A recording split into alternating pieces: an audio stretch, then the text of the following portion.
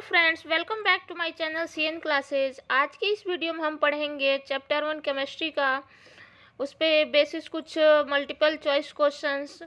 Chapter का नाम है रासायनिक अभिक्रिया एवं समीकरण, जो हम पिछले कुछ वीडियोस में पढ़ चुके हैं।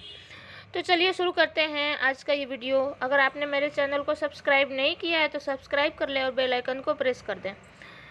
तो आज का पहला क्वेश्चन है हमारा, लोहा को जिंक से लेपित करने की क्रिया को क्या कहते हैं। ठीक है, तो हम जानते हैं कि संक्षारण से रोकने के लिए लोहे को जिंक से लेपित कर सकते हैं। इस क्रिया को हम कहते हैं गैल्वेनीकरण। ठीक है, तो आप दूसरे तरीके से भी इस क्वेश्चन का आंसर याद रखेंगे। ऐसे भी आ सकता है कि गैल्वेनीकरण किसे कहते हैं, तो आप बता सकते हैं कि लोहे को जिंक से लेपित करने की क्रिया को गैल्वेनीकरण कहते हैं। ठीक है, नेक्स्ट क्वेश्चन हम देखते हैं, सिल्वर क्लोराइड का रंग क्या होता है। तो सिल्वर क्लोराइड का रंग होता है सफ़ेद श्वेत। ठीक है, अगला क्वेश्चन है हमारा, जस्ता तथा तनु हाइड्रोक्लोरिक एसिड की अभिक्रिया के फलस्वरूप निम्न में से कौन सा गैस बनता है। तो हम जानते हैं कि जब जिंक जो है रिएक्ट करेगा HCl हाइड्रोक्लोरिक एसिड के साथ, तो यहाँ पे जिंक मेटल है। मेटल जब एसिड के साथ रिएक्ट करता है तो कौन सी गैस बनती है, मेटल क्लोराइड बनेगा, मतलब जिंक क्लोराइड बनेगा। और कौन सी गैस बनेगी यहाँ पे, हाइड्रोजन गैस बनेगी। तो इसका आंसर क्या हो जाएगा, हाइड्रोजन। ठीक है, नेक्स्ट क्वेश्चन है हमारा, निम्नलिखित में से कौन एक दहन अभिक्रिया है। मैंने पिछले वीडियो में भी बताया था, जहाँ पे जलना होगा उसको हम दहन कहेंगे, कंबशन। दहन मतलब जलना किसी चीज़ का। तो यहाँ पे है जल का उबलना, ये नहीं होगा। मोम का पिघलना भी नहीं होगा। पेट्रोल का जलना क्या हो जाएगा, दहन अभिक्रिया हो जाएगी। अगला क्वेश्चन देखते हैं, साग सब्जियों को विघटित होकर कंपोस्ट बनना, साग सब्जियों का विघटित होकर कंपोस्ट बनना किस अभिक्रिया का उदाहरण है। तो ये ऊष्माक्षेपी अभिक्रिया का उदाहरण है। एनसीईआरटी बुक में भी दे रखा है ये क्वेश्चन। ठीक है, नेक्स्ट क्वेश्चन देखते हैं हम, निम्नलिखित में से कौन सा उत्पाद लेड नाइट्रेट को गर्म करने पर प्राप्त होता है। लेड नाइट्रेट का फॉर्मूला होता है PbNO3 का होल ट्वाइस। ठीक है, इसको जब हीट किया जाता है तब बनता है PbO, lead oxide, nitrogen oxide gas और ऑक्सीजन गैस। ठीक है, तो गर्म करने पे यहाँ पे लेड ऑक्साइड का तो ऑप्शन नहीं दिया है, लेकिन नाइट्रोजन ऑक्साइड और ऑक्सीजन दो का उत्पाद में ऑप्शन दिया हुआ है, तो यहाँ पे ये सही हो जाएगा। ठीक है, यहाँ पे ये मत देखना कि इक्वेशन बैलेंस नहीं है, इसको बैलेंस कर सकते हैं हम, है ना। इसको ऐसे बैलेंस कर सकते हैं, यहाँ पे 2 कर दिए और यहाँ भी 2, यहाँ 4, बैलेंस हो गया। ठीक है, तो यहाँ पे लेड नाइट्रेट को गर्म करने पे क्या क्या प्राप्त होता है हमें, लेड ऑक्साइड, नाइट्रोजन डाइऑक्साइड और ऑक्सीजन। ठीक है, नेक्स्ट क्वेश्चन देखते हैं, निम्नलिखित में से कौन सही है। ठीक है, तो सोडियम कार्बोनेट का जब क्रिस्टलीकरण किया जाता है तो उसका फॉर्मूला क्या हो जाता है, सोडियम कार्बोनेट Na2CO3.10H2O। ठीक है, अगला क्वेश्चन है हमारा, निम्नलिखित अभिक्रियाओं में अपघटन की अभिक्रिया कौन सी है। तो हमने पढ़ा था ना कि अपघटन में क्या होता है, एक कोई रहता है अभिकारक और वो टूट के कितने में हो जाता है, 2 या 2 से ज़्यादा में। तो यहाँ पे देखिए ये वाला तो नहीं दिख रहा, इधर तो 2 हैं। ठीक है, ये वाला भी नहीं दिख रहा, सिंगल सिंगल है। इसमें एक है टूट के 2 में हो गया है, तो ये वाला हो सकता है। और ये तो क्या है, ये आई होगा, आयोडीन। ठीक है, तो ये क्या है, ये तो संयोजन अभिक्रिया है ना। तो यहाँ पे आंसर क्या हो जाएगा, सी वाला। ठीक है, नेक्स्ट क्वेश्चन देखते हैं,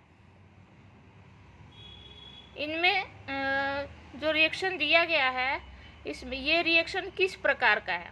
तो यहाँ पे देखिए, यहाँ पे आयरन था, उसके बाद से यहाँ एल्युमिनियम आ गया और यहाँ एल्युमिनियम था, ये आयरन आ गया। ठीक है, इसका मतलब क्या कर रहे हैं, ये एक दूसरे को रिप्लेस कर रहे हैं, विस्थापित कर रहे हैं। तो ये कौन सी अभिक्रिया होगी, विस्थापन अभिक्रिया।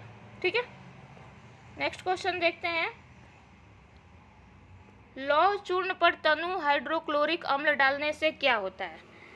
वही जो पहला क्वेश्चन था जिंक वाला, तो यहाँ पे भी क्या हो जाएगा, लोहा क्या है, मेटल है, और उस पे एसिड तनु हाइड्रोक्लोरिक अम्ल जब डालेंगे, एसिड डालेंगे तो क्या बन जाएगा, क्या क्या बनता है, साल्ट बनता है और हाइड्रोजन गैस बाहर निकलती है।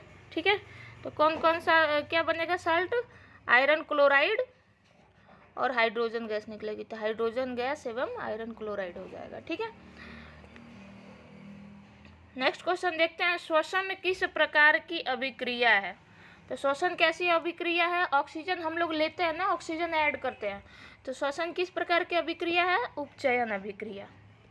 ठीक है, उसके बाद से नेक्स्ट क्वेश्चन है हमारा, ये जो रिएक्शन दिया गया है किस प्रकार की अभिक्रिया है। तो ये रिएक्शन किस प्रकार की है, यहाँ पे देखिए कॉपर का वैलेंसी यहाँ पे क्या था, +2 है ना, एक मिनट, कॉपर की वैलेंसी +2 थी और उधर जाके कितनी हो गई है, 0 हो गई है। मतलब कॉपर क्या हो गया, रिड्यूस हो गया है ना, और हाइड्रोजन दूसरी तरफ जुड़ गया है ना। तो इसका मतलब क्या हुआ, ऑक्सीडेशन मतलब उपचयन और अपचयन दोनों रिएक्शन हो रहे हैं। तो हमने पढ़ा था ना कि जहाँ पे ऑक्सीडेशन और रिडक्शन दोनों हो, उपचयन अपचयन दोनों हो, उसको हम क्या कहते हैं, रेडॉक्स रिएक्शन कहते हैं। ठीक है, नेक्स्ट क्वेश्चन पे हम चलते हैं। इलेक्ट्रॉन के स्थानांतरण से बने यौगिक क्या कहलाते हैं। तो इलेक्ट्रॉन के स्थानांतरण से बने यौगिक को हम क्या कहते हैं, विद्युत संयोजी यौगिक। सहसंयोजी कौन सा होता है, जो कार्बन बनाता है इलेक्ट्रॉन को शेयर करके, साझा करके, है ना। तो इसका आंसर हो जाएगा विद्युत संयोजी, जैसे कि सोडियम क्लोराइड वगैरह बनते हैं। दूसरे किसी वीडियो में मैं इसके बारे में बता दूंगी। अगला क्वेश्चन हम देखते हैं, नीचे दी गई अभिक्रिया में कौन सा कथन सही है। कौन सा कथन सही है, यहाँ पे क्या है, कॉपर में ऑक्सीजन ऐड हो रहा है, तो ऑक्सीजन जब ऐड होता है तो क्या होता है, ऑक्सीकरण होता है। तो क्या हो रहा है, यहाँ पे कॉपर का ऑक्सीकरण हो रहा है, ये सही है। ठीक है, नेक्स्ट देखते हैं हम, निम्नलिखित समीकरण, यहाँ पे एक समीकरण दिया गया है, हाइड्रोजन प्लस क्लोरीन मिलके हाइड्रोजन क्लोराइड बना रहे हैं। तो ये किस प्रकार की अभिक्रिया है। तो हमने पढ़ा था ना, अपघटन अभिक्रिया में क्या होता है, एक रिएक्शन, एक अभिकारक रहता है, टूट के 2 या 2 से ज़्यादा में हो जाता है। संयोजन में क्या होता है, 2 से ज़्यादा अभिकारक रहते हैं और ये जुट के कितना हो जाता है, 1 हो जाता है।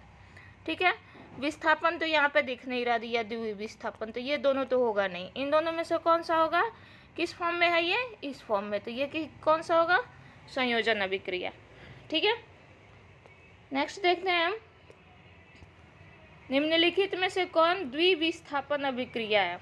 यहाँ पे द्विविस्थापन अभिक्रिया किस में होता है, आयनों का आदान प्रदान होता है जिसमें।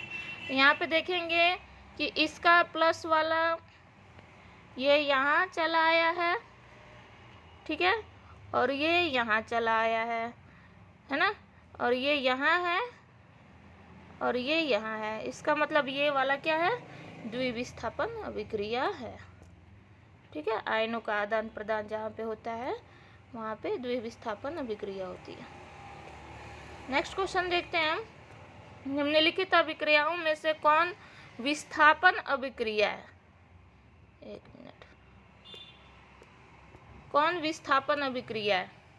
तो यहाँ पे देखेंगे ये तो अपघटन हो रहा है, तो ये तो नहीं है ना, और यहाँ पे भी विस्थापन तो हो नहीं रहा, ये भी नहीं है। यहाँ पे क्या हो रहा है, Fe जो है आयरन कॉपर को विस्थापित करके और फेरस सल्फेट बना लिया, तो ये है विस्थापन अभिक्रिया। ठीक है, यहाँ पे L होगा। विस्थापन अभिक्रिया कौन सा है, C वाला। नेक्स्ट क्वेश्चन देखते हैं हम, अवक्षेपण अभिक्रिया से किस प्रकार का लवण प्राप्त होता है। तो अवक्षेप बनना मतलब जैसे किसी चीज़ में नीचे जो बिना घुला हुआ चीज़ बैठ जाता है किसी विलयन में, तो उसको हम बोलते हैं अवक्षेप।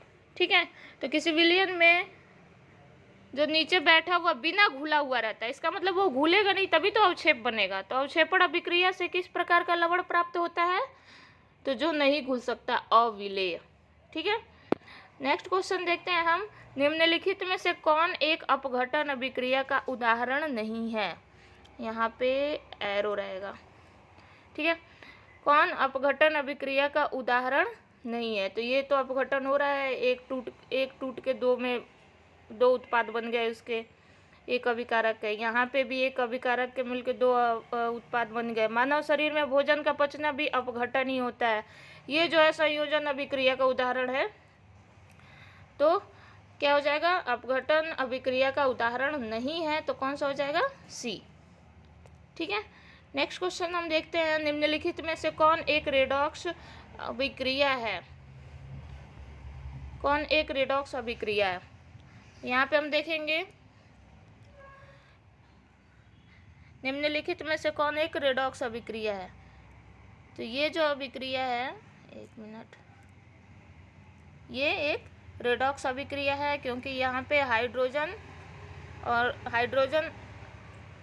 और क्लोरीन दोनों अपचयन और उपचयन शो कर रहे हैं। ठीक है, यहाँ पे हाइड्रोजन जो है ये न्यूट्रल था, इधर जाके प्लस चार्ज लग गया इस पे। यहाँ पे ये क्लोरीन न्यूट्रल था, इधर जाके माइनस चार्ज लग गया इस पे। तो एक का प्लस की तरफ बढ़ गया, एक माइनस की तरफ बढ़ गया, तो एक का उपचयन हो गया, दूसरे का अपचयन हो गया। तो ये कौन सा रिएक्शन हो जाएगा? Redox reaction. ठीक है, मैं और कोई वीडियो बनाऊंगी जिसपे आपको बताऊंगी कि कैसे हम पहचानेंगे कि किसका ऑक्सीडेशन हो रहा है, मतलब उपचयन हो रहा है, और किसका अपचयन हो रहा है। उसके लिए हमें वैलेंसी देखनी पड़ती है। ठीक है, तो मिलते हैं अगले वीडियो में, तब तक के लिए